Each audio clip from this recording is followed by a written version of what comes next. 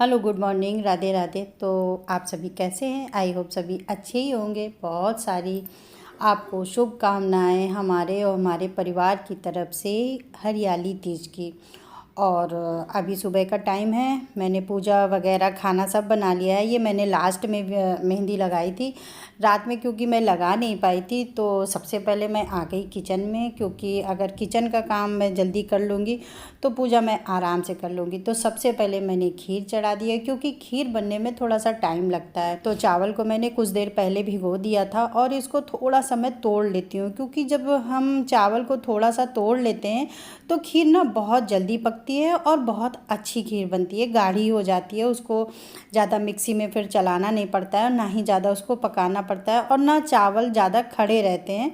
तो चावल को मैंने सबसे पहले दूध में डाल दिया है और इसे मैं धीरे धीरे पकने के लिए गैस पे चढ़ा दिया है। और फिर दूसरी तरफ मुझे बनाना है, आज आलू और मटर की सब्ज़ी बनानी है, क्योंकि अभी 2 दिन पहले मैंने छोले बनाए थे। तो मैं आज छोला बिल्कुल नहीं बनाने वाली। मैंने रात में भिगोया भी नहीं था, इसलिए मैं आलू और मटर की रसेदार सब्ज़ी बनाऊंगी। खीर हो जाएगी, सेवई हो जाएगी, पूड़ी थोड़ी बहुत तैयारी करके अगर रख दो ना तो खाना बनने में बिल्कुल भी समय नहीं लगता है। और अगर मैं पूजा करने बैठ गई तो फिर टाइम हो जाएगा, इसलिए मैं ना थोड़ा बहुत खाना मैं बना कर रख दूँगी, जैसे सब्ज़ी पका कर रख दूँगी, खीर बना लूँगी। और खीर बनाने में तो अच्छा खासा टाइम जाता है, तो ये थोड़ा थोड़ा काम कर लूँगी ना तो मेरे को थोड़ा सा आराम हो जाएगा। और थोड़ा सा टाइम भी अगर पूजा में लग जाता है तो फिर कोई प्रॉब्लम भी नहीं होगी। और आज संडे होने की वजह से काम थोड़ा कुछ ज़्यादा हो गया है, क्योंकि आज सब घर पे हैं, एक साथ हैं। तो मैं कुछ भले ना खाऊं, लेकिन बच्चों के लिए नाश्ता भी मैंने सुबह बनाया था। वैसे ब्रेड सेक दिए थे, चाय बना दिया था, ताकि कोई पूजा करने में या मुझे खाना बनाने में डिस्टर्ब ना करे। क्योंकि जब सब घर पे रहते हैं ना तो सबका खाना प्रॉपर टाइम से चाहिए, नाश्ता टाइम से चाहिए। हम लेडीज़ें खाएं या ना खाएं, क्योंकि हमें बहुत काम दिखता है, पूजा दिखती है। और अभी मैंने पूजा भी नहीं की है, तो चाय तो मैं पी सकती हूँ, लेकिन उसके बाद में मैं नाश्ता वगैरह नहीं करती हूँ, क्योंकि मुझे नहीं अच्छा लगता है कि पूजा किए बिना मैं कुछ खाऊं। तो जब मैं पूजा कर लेती हूँ तभी मैं नाश्ता करती हूँ। तो अभी मैंने सिर्फ चाय पी है, मैंने अभी कुछ नहीं खाया है, इसलिए मैंने बच्चों को नाश्ता वगैरह सब करा दिया था। और सब्जी मैंने पका ली है, खीर मेरी पक रही है, और दाल मैंने पीस ली है अपनी कचौड़ी बनाने के लिए। खीर लगभग पक चुकी है, और चावल जब हम हाथ से तोड़ते हैं ना तो चावल जल्दी पक जाते हैं, और खीर भी हमारी बहुत अच्छी बनती है। अब इसमें डाल देंगे चीनी, और मैंने 1 भर के कटोरी चीनी डाली है, और अब इसे मैं पकने दूंगी। अब क्या करेंगे, मैंने यहाँ पर मखाने लिए हैं, लगभग आधा कटोरी है। इन्हें भी मैंने थोड़ा सा रोस्ट कर लिया था। साथ ही मैंने लिए हैं कुछ काजू, 4-5 बादाम, और इसे मैंने पीस लिया है। दरदरा ही पीसना है, बारीक बिल्कुल नहीं पीसना है। इससे जो हमारी खीर का स्वाद होता है ना, बहुत बहुत अच्छा आता है। और एक बार कम अगर दूध होता है ना तब भी हमारी खीर बिल्कुल रबड़ी जैसी बनेगी। तो खीर में मैंने इसे डाल दिया है। वैसे भी हम सब काजू बादाम डालते ही हैं, अगर पीस कर डालें ना तो खीर का स्वाद जो होता है ना बहुत बहुत गजब का आता है। और इलायची पाउडर डालकर इसे बंद करके रख दूंगी। और लगभग मेरी खाने की तैयारी हो चुकी है, और अब करूंगी पूजा।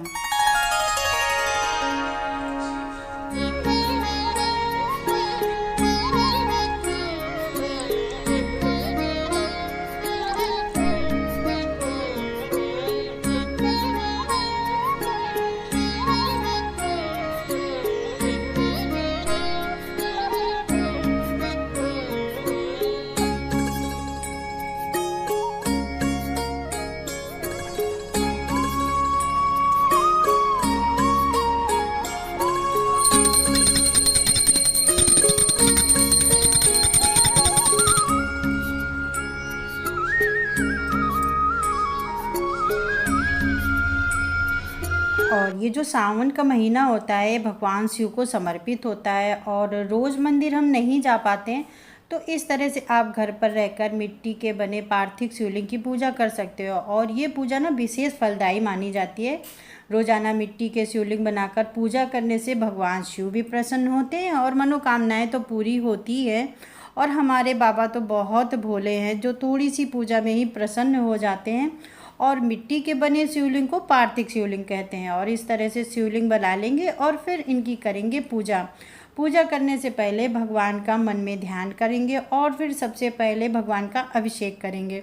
शिवलिंग पर जल चढ़ाएंगे, फिर दूध से अभिषेक करेंगे और फिर जल चढ़ाएंगे। इसके बाद में भगवान को पीले चंदन से रोली से तिलक लगाएं। फिर उसके बाद में भगवान को वस्त्र रूपी कलावा चढ़ाएं, फूल चढ़ाएं, बेलपत्र चढ़ाएं। भगवान शिव को बेलपत्र अति प्रिय है, इसे आप जरूर से चढ़ाएं। और अगर संभव हो तो भांग धतूरा भी चढ़ाएं। और अगर नहीं है तो भगवान से भाव के भूखे होते हैं। भगवान की पूजा भाव से की जाती है, ना कि दिखावे से की जाती है। और शिव तो इतने भोले हैं कि एक लोटा जल से ही प्रसन्न हो जाते हैं। तो अब इसके बाद में आप जो मीठा है वो भगवान को चढ़ाएं। इसके बाद में भगवान को फल चढ़ाएं। इसके बाद में हम करेंगे भगवान की आरती और शिव की स्तुति आती है तो वो करें, नहीं तो ओम नमः शिवाय का 108 बार आप जाप करें।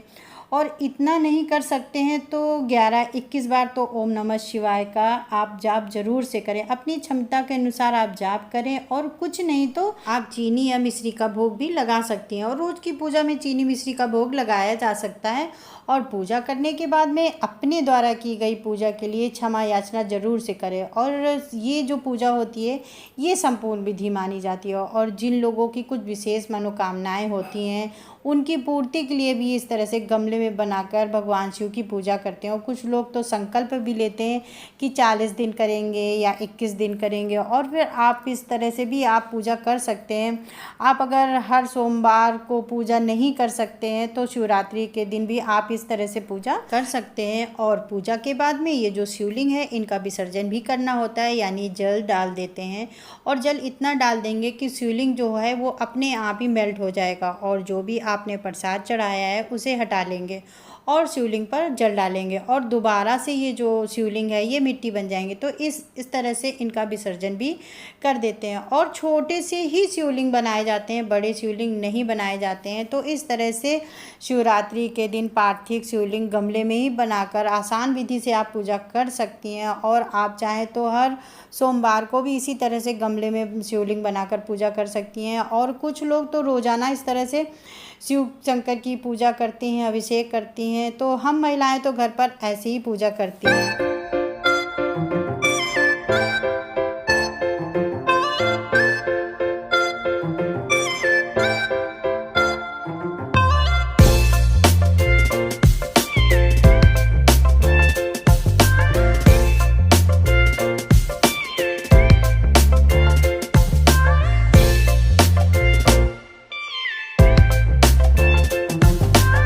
दाल को भी मैंने फ्राई नहीं किया था तो बस उसे भी फ्राई करूँगी और इसके बाद बनाऊँगी चाय। तो पूजा के बाद में मैंने चाय बनाई थी और मुझे भूख भी लगी थी तो 2 बिस्किट खाए थे। और किचन का काम समेटते काम करते करते इतना ज़्यादा काम फैल जाता है, न जाने कितना काम हो जाता है। और जो आपको सामने दिखता है ना, सच बताऊँ बहुत साफ़ सुथरा दिखता है।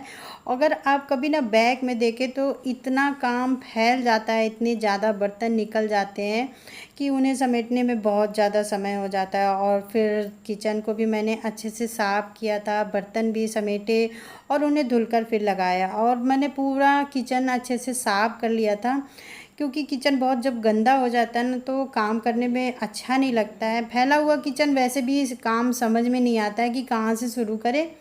तो कढ़ाई भी मैंने दोबारा से धुली थी, क्योंकि कढ़ाई भी जब मैंने दाल फ्राई करी थी तो उसमें थोड़ी बहुत लग जाती है, जिससे कि पूड़ी हो या कचौड़ी फिर अच्छी नहीं बनती है। तो कढ़ाई को भी फिर धुला था और जो भी बर्तन थे सब समेट दिए थे। और मंदिर में भी बहुत ज़्यादा सामान फैला हुआ था, क्योंकि अगर आप राधा रानी को स्नान कराते हो ना तो सच में बहुत ज़्यादा टाइम लग जाता है।